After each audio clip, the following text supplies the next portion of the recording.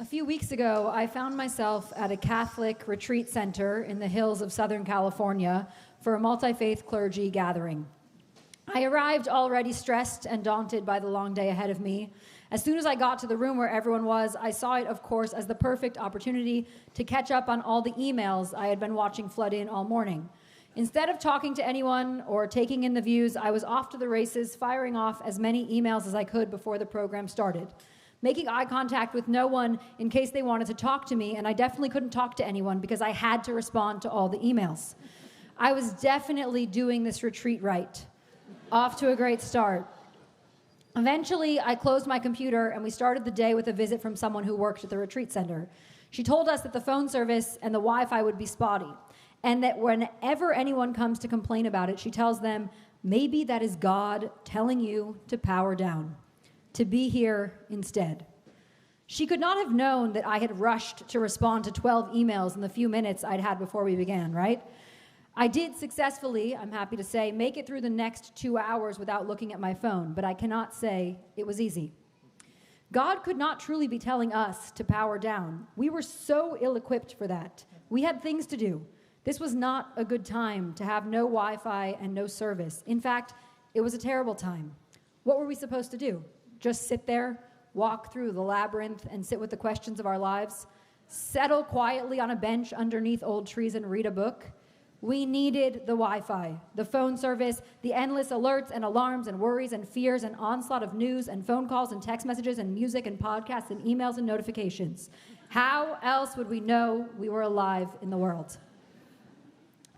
It is funny in many ways, but it's only sort of a joke and really becoming less and less funny. We are living in a moment in which we really do not have an answer to the question of how we know we are alive in the world without the barrage of information. We are consumed endlessly, perennially, consistently with these alerts and alarms. That is what we know. Our lives and our brains are under constant attack from the outside world, and we no longer see any other way. It is just our daily life. And we know, at least on some level, that it's not good, that this is not how we want to be oriented to the world. It's not how we want our kids to be oriented to the world. We know it's not working. We no longer know how to be present with ourselves and our relationships, constantly distracted and led by whatever outside noise we hear. We are enraged and outraged and shocked and overwhelmed, and that's just in 10 minutes. We are constantly on alert for whatever is next, never able to be where we are. And this has not overtaken us fully without our agency. That's not the whole story. Chris Hayes explains so clearly in his book, The Siren's Call, that we can't understand the moment we're in without reckoning with the part of us that seeks out the sirens, the noise, that flees the terror of our own uninterrupted minds. The terror of our own uninterrupted minds. Something we avoid at all costs. And so, maybe like the retreat worker told us, God is telling us to power down, to be exclusively with our own uninterrupted minds, however scary it might be. Hayes goes on to explain that people have never had access to such a wide array of diversions at each waking instant as we do right now, but that it feels more and more like it's not enough.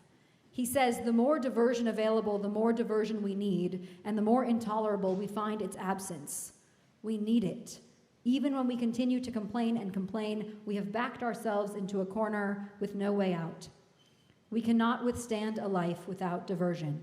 In fact, we can barely withstand a few minutes without diversion. Often these days, we find ourselves watching a TV with a computer on our laps, scrolling on a phone in our hand while eating a snack. We flee, without fail, the terror of our own uninterrupted minds. Are they really so bad, our minds? Do we really prefer the endless scroll of TikTok and Instagram and the alarms of a world forever precariously standing on the edge of catastrophe? Yes, we do. We do really prefer all the noise out there to the quiet of our minds, the fear of what we might find there. When we spend so much time trying to outrun everything, of course there's a fear of what might happen when it all catches up to us. When we realize we can't actually outrun it, even if we ran as fast as we could for our whole lives. But it's true that we don't know what will happen when we slow down. It may be loud in ourselves, in our minds. We may be surprised by what surfaces. It may even be something we hoped weren't true.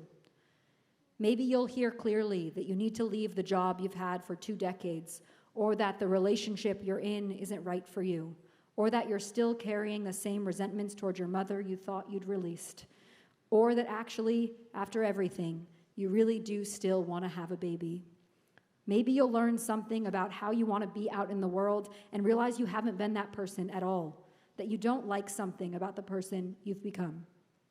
Whatever it is, you need to hear it. Because the endless diversion is actually the distraction and escape, the hiding, the thing that is taking us away from ourselves and the relationships in our lives, the thing that is ensuring we are easily swayed and bought and convinced and enraged by whatever the next thing is that we come across on social media, instead of knowing deep in ourselves what is true and what is right. The real work of what life is to cultivate an ability to be with ourselves, with our minds, with the quiet. Because in that place, we might finally remember who we are and what matters to us. We might learn to be peacefully, comfortably at a retreat center with no service and spotty Wi-Fi. What if the real and hardest work is to be present, to be still? I imagine, even as I am saying these words, some of you are fighting the urge to check your phone because you told your cousin you would let them know what time services would be over so you can go to dinner. Or you're realizing that maybe your meter ran out already and you should go check before you get a ticket because it would be a bad way to start the new year. It may feel like an impossible task to try to sit with yourself, to be with yourself. You might not even know where to start. Of course, that all makes so much sense and is so human, especially now. I want to focus on 2 things we have lost in this endlessly loud era in which we find ourselves, 2 things we must try to unearth again. One is our connection with ourselves. The other is our connection with each other. Let's start with ourselves. It may seem initially that focusing on ourselves is counterintuitive. The world is falling apart. Isn't this kind of inward focus a distraction from the real problems of the world? But Rabbi Toba Spitzer has a different take on it. She says what she has learned from her own mindfulness practice is that it's not a distraction at all. In fact, the opposite. She says, if I am uncentered, if I am given over to uncontrollable waves of anxiety, anger, or fear, then I become part of the problem, not part of the solution. And so she offers, I sit, I pray, I walk, I sing, and I am silent.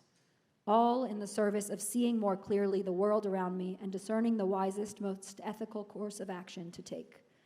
The world is so full of voices of anger and violence. She aims to be a different voice. What she highlights for us is that in order to ever be of service out there to everything happening in the world, we have to start with ourselves. We have to be centered. We have to be able to clearly state and know exactly who we are and what we see as the next right steps. Silence and meditation and prayer make those things accessible to us. Sitting under an old tree alone at a retreat center allows us to hear our own soul desperately trying to tell us something. What have you not gotten quiet enough to know about yourself? If the first thing to rediscover is our connection with self, the second is to rediscover our connection with others, to learn how to see each other again. And that too comes from a kind of silence, a stillness, a space, a lack of constant diversion and distraction. In his first book, Tattoos on the Heart, Father Greg Boyle, the founder of Homeboy Industries and a great friend to this community, whose Torah we'll hear more of over these holidays, tells a story about someone named Carmen. He shares that one Saturday in his life, he was running from doing Mass to go home in time for a baptism, and with the 30 minutes he had in between, he stopped by his office to go through the mail. And then he was heading back out to the next thing. But on this day, right in the middle of the countless things he was trying to do, a woman named Carmen walked into his office. It was her first time there, of all the moments she could have shown up, while he was desperately trying to finish everything. She's sitting there and his brain is spinning and spinning. He has 7 minutes left until the baptism.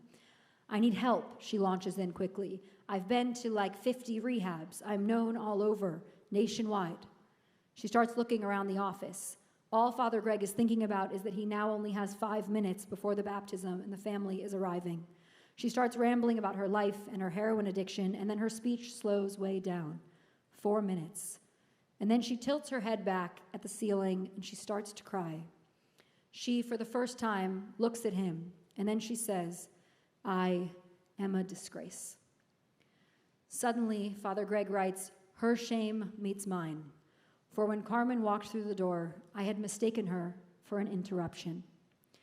Through the haze of a life full to the brim with distraction and haste and endless alarm, he could not even see her. All he could see was what she was keeping him from.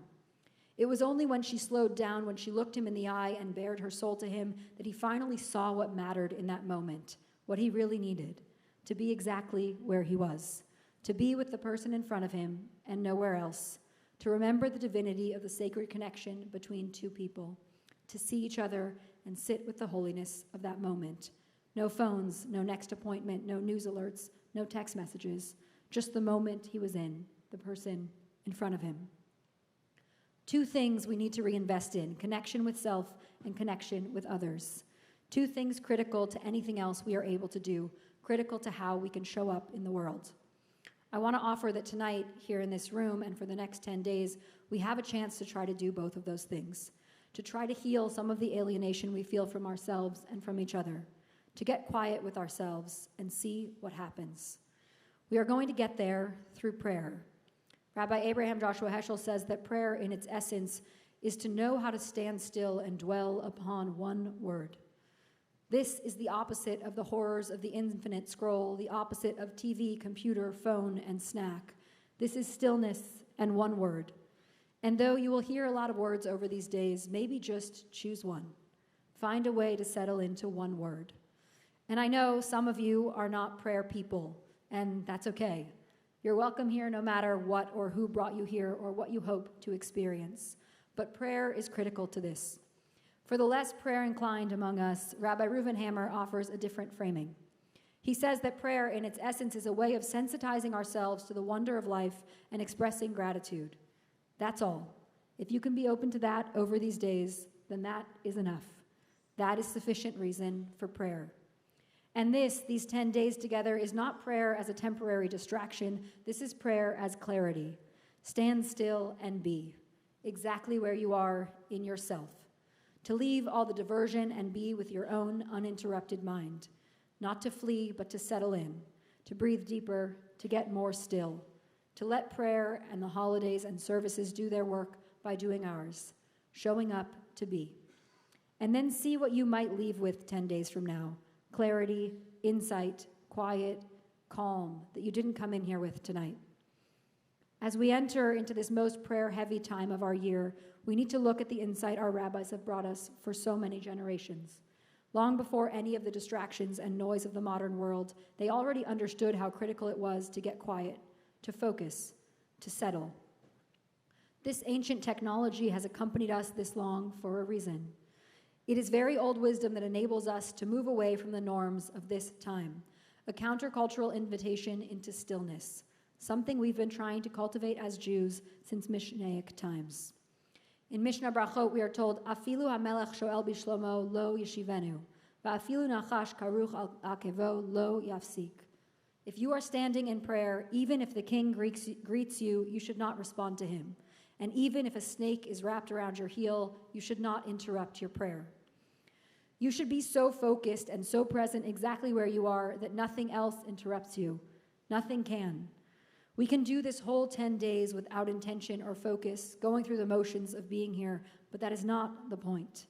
We need to be that present, that focused on the task at hand. When was the last time you were that focused? You'll tell yourself it was earlier this week when you were watching the latest episode of The Summer I Turned Pretty while scrolling on Instagram and eating a snack, but I'm telling you that it wasn't. It really wasn't. Over the course of Rosh Hashanah and Yom Kippur, we will do 10 silent Amidot together, 10 silent prayers. We just did our first one. 5 on Rosh Hashanah and 5 more on Yom Kippur. Arguably some of the most uncomfortable times of the whole holiday. 7 to 10 minutes just to be in silence. A silence that on these holidays is especially oriented toward ourselves and our lives, inward. A silence in which we contemplate where we are, how we've fallen short, where we'd like to be. A silence in which we confront ourselves. No escape, no Wi-Fi, no TV, computer, phone, and snack. This is the most concentrated 10-day period of our Jewish year for getting quiet and clear with ourselves and with each other. In her book, How to Do Nothing, Jenny Odell says that to do nothing is to hold yourself still so that you can perceive what is actually there. That is the kind of stillness we need in order to reconnect with ourselves and then with each other. This is our work now, to allow ourselves to be as still as possible, no matter how uncomfortable it might get, to give ourselves time to settle in and listen, to see what surfaces for us there. And then we'll be more ready. We may know something about ourselves we didn't know before. We may be able to connect with someone we never saw before. We may learn something new. And then we can go back out into the world, ready for whatever is to come, less swayed by all the noise and distraction, more centered in exactly who we are and what we care about. We need this first. We need to remember what this feels like. And if you're still left with any doubt about that, about the importance of just being in this moment, listen to this guidance from Avot de Rabbi Natan, one of the minor tractates of the Talmud. It says, Im hayta netiya b'toch yadcha v'yomru lecha harei lecha hamashiach bo v'nata et hanetiya. If you are holding a sapling in your hand and then you are told that the Messiah has arrived, just stay where you are. Be where you are. Plant the tree. And then go to greet the Messiah. Even the Messiah can wait. The Messiah, you might be thinking? Yes, the Messiah. Even that is less urgent than you think. The first priority is to be where you are. Settle in, finish the planting, or the silent Amidah, or the conversation with the woman who shows up in your office when you only have 7 minutes. Do that first. It will matter. It will shift something within you. Be so focused that neither a king, nor a snake, nor the Messiah can take you from what you are seeing and what you are doing. Be here tonight and tomorrow and the next day and next week too. Be here for the chance to learn how to dwell on just one word. Be here for the 10 silent Amidot, the reminders of what is possible in the cultivation of silence. Be here with yourself, just you, and then whoever might be next to you or maybe across from you. Without this, nothing is possible. Without this, without knowing who we are and what we want and what we fear and what breaks our heart, we cannot do anything about the world out there. This is not an interruption. Maybe God is telling you to power down, to be still. Sit there. Yes, there. Exactly where you are. And just listen. Just be. Don't look for an escape. Don't try to run. There's nowhere to go. Slow down. It can all wait. It will all wait. Even the Messiah will wait. We have trees to plant. Shana Tova.